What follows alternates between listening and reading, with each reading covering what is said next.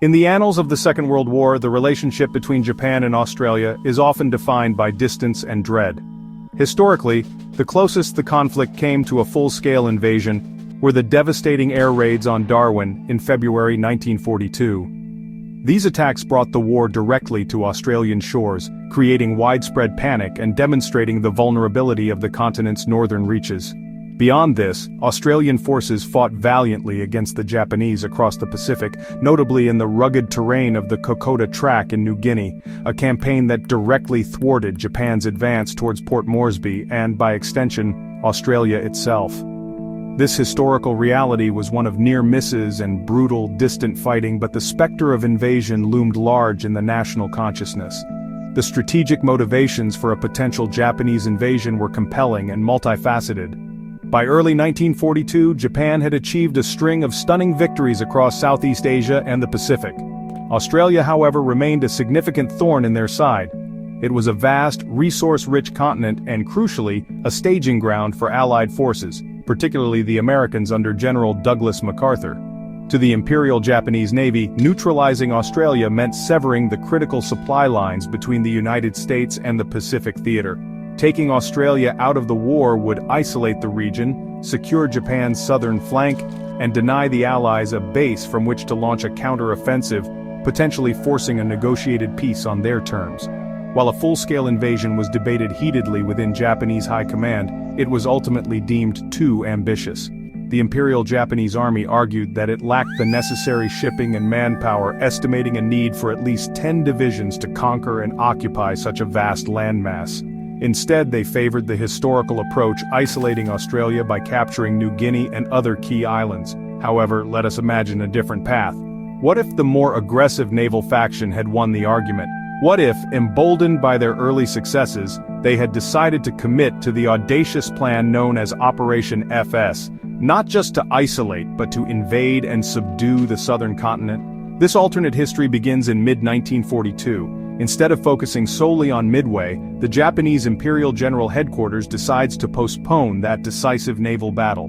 They divert a significant portion of their carrier fleet and veteran army divisions to support a direct assault on Australia. The plan is not to conquer the entire continent at once, which they know is impossible. Instead, the objective is to seize key strategic locations along the northern and eastern coasts, Darwin, Townsville, and eventually Brisbane. This would effectively cripple Australia's ability to fight and create a defensive perimeter that would be immensely difficult for the Allies to breach, changing the entire dynamic of the war in the Pacific. Our alternate timeline diverges sharply in June 1942. The Battle of the Coral Sea still ends in a tactical draw, but with a crucial difference. The Japanese fleet, less damaged than in our history, is quickly reinforced for a new, daring objective. Instead of sailing for Midway, Admiral Yamamoto commits the Kido Butai, Japan's main carrier strike force, to support a massive amphibious landing in northern Australia. On June 20, 1942, under the cover of a ferocious aerial bombardment that dwarfs the original Darwin raids, veteran divisions of the Imperial Japanese Army storm the beaches near Darwin and across the Cape York Peninsula. The initial landings are a brutal success against the thinly stretched and ill-equipped Australian militia forces defending the north. The initial Australian and Allied reaction is one of shock and desperation. General MacArthur, headquartered in Brisbane, is caught off guard by the sheer scale and audacity of the attack. American naval assets in the region, still recovering from earlier engagements, are scrambled to intercept the Japanese supply convoys, but they face the full might of the experienced Japanese carrier fleet.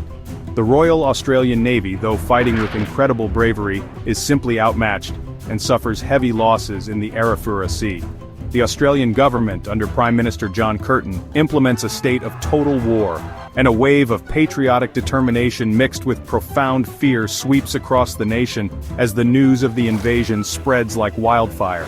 As Japanese forces consolidate their beachheads, they begin a swift push inland. Their primary goal is to establish air bases from which their fighters and bombers can dominate the skies over northern Australia, preventing any Allied counter-landing. The harsh, unforgiving terrain of the outback becomes a character in the conflict, just as the jungles of New Guinea were.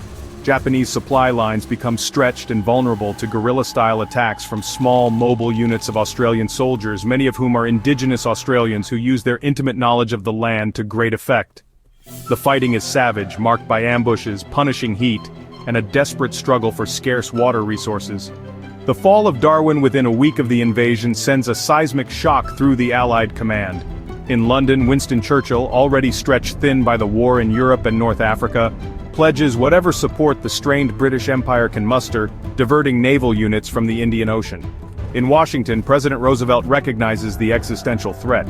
Losing Australia would not just be a strategic catastrophe, it would be a devastating blow to Allied morale. He orders an immediate acceleration of troop and material shipments to Australia, redirecting forces originally destined for Europe, setting the stage for a monumental clash for control of the continent. With the north of the country under Japanese occupation, the Australian government is forced to make an agonizing strategic decision. They activate the controversial Brisbane Line defense plan, a strategy that had been unofficially discussed, but was now a grim necessity. This plan called for the concentration of Australia's defensive forces in the southeast, effectively conceding the vast northern and western regions to the invaders. A defensive line would be established running from Brisbane to Adelaide, protecting the nation's industrial heartland and majority of its population. The decision is met with fury and despair by those left north of the line, who feel abandoned by their own government. Daily life for Australian civilians transforms into constant tension and sacrifice. Major cities like Sydney and Melbourne, now on the front line, are subject to strict blackout regulations and regular air raid drills. Rationing of food, petrol, and clothing becomes severe, far more so than in our own history. Women are conscripted into factories and agricultural roles on an unprecedented scale to replace the men sent to the front. Coastal cities are fortified with barbed wire, anti-aircraft guns, and concrete pillboxes, their famous beaches becoming militarized zones. The fear of a Japanese advance south of the Brisbane Line is a palpable daily reality, shaping every aspect of civilian life. The response from the United States is massive and swift. The invasion galvanizes American public opinion in a way that island-hopping campaigns could not. Australia becomes the absolute priority in the Pacific War. A torrent of American soldiers, Marines, aircraft, and ships begins to pour into the ports of Sydney and Melbourne. General MacArthur's headquarters in Brisbane becomes the nerve center of a multinational effort to halt the Japanese advance and eventually reclaim the North. The cultural landscape changes dramatically with the arrival of hundreds of thousands of American GIs, creating a vibrant yet tense mix of cultures under the shadow of war. The fighting along the Brisbane Line is brutal and attritional. The Japanese launch a major offensive aimed at capturing the coalfields and steelworks of Newcastle, just north of Sydney. This battle for the Hunter Valley becomes Australia's Stalingrad, a desperate, grinding conflict fought in the hills and towns of New South Wales. Australian and American troops fight side by side, repelling wave after wave of determined Japanese attacks. The fighting is ferocious, with both sides suffering immense casualties. The battle becomes a symbol of Australian resilience and the turning point, proving that the continent would not be easily conquered. The massive diversion of Japanese military resources to the Australian campaign creates critical vulnerabilities elsewhere in their sprawling empire. With so many veteran troops and a significant portion of their naval power tied down in a costly war of attrition on the Australian continent, their ability to defend other territories is severely weakened. The American Pacific Fleet, under Admiral Nimitz, seizes this opportunity. Instead of a head-on confrontation at Midway, they launch a series of devastating island-hopping campaigns in the Central Pacific, facing less resistance than they would have otherwise. Islands like Guadalcanal, and later the Marianas, are captured more quickly, bringing American B-29 bombers within range of the Japanese home islands much earlier than in our timeline. The war in Australia grinds on into 1944, transforming the continent into a bloody battleground.